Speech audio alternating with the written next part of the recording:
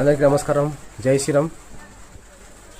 ఈరోజు మన తెలంగాణ భారతీయ జనతా పార్టీ నూతన అధ్యక్షులుగా నియమితులైన ఎన్ రామచంద్రరావు గారు మాజీ ఎమ్మెల్సీ నియమితులైనందుకు చాలా చాలా సంతోషం. తెలంగాణ ప్రజలకు అందరికీ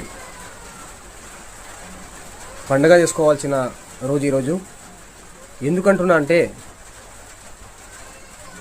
మన ఒక ఆర్ఎస్ఎస్ బ్యాక్గ్రౌండు తన సీటును కూడా కోల్పోయిండు రామచంద్రరావు గారు. ఒక పార్టీ కోసం లాయల్గా పనిచేసిన వ్యక్తి, ఎన్నో దశాలుగా రకరకాల పదవులను పనిచేసిన వ్యక్తి మన రామచంద్రరావు గారు.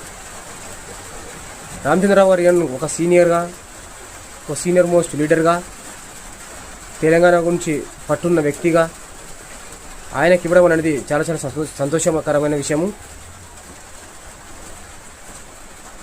ఈయన నాయకత్వంలో మన తెలంగాణలో రాబోయే ఎలక్షన్లో స్థానిక సంస్థలు కానీ, మున్సిపాలిటీ కానీ, జిహెచ్ఎంసీ ఎలక్షన్ కానీ ప్రతి దాంట్లో విజయం దిశగా అడుగులేస్తుంది భారతీయ జనతా పార్టీ. ఎందుకు చెప్తా ఉన్నా అంటే నేను ఎన్ రామచంద్రరావు గారు ప్రతి ఒక్కరిని కలుపుకోయే వ్యక్తి. కేంద్ర పార్టీ ఎన్నో రకాలుగా ఆలోచించి ఎన్నో సర్వేలు చేసి అలాంటి లాయల్గా ఉన్న వ్యక్తికి ఇవ్వడం అనేది చాలా గ్రేటు. అలాగే మిగతా మండల్ జిల్లాల్లో కానీ మిగతా నాయకులను కూడా ఇలాగే సీనియారిటీని చూసి పార్టీ కోసం లాయల్గా పనిచేసే వ్యక్తులకు చూసి నియమించాలని ఈ సందర్భంగా నేను తెలియజేస్తున్నాను. రామచంద్రరావు గురించి కొన్ని పార్టీలు మాట్లాడుతున్నాయి. మీరు ఎంతమందికి అసెంబ్లీలో బీసీలకు టికెట్ ఇచ్చిండ్రో యావత్ తెలంగాణ ప్రజలకు తెలుసు.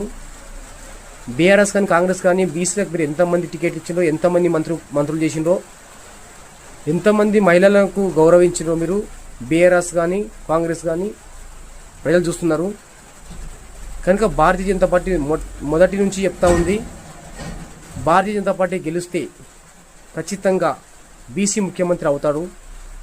ఇది ఎలాంటి డౌట్ లేదు.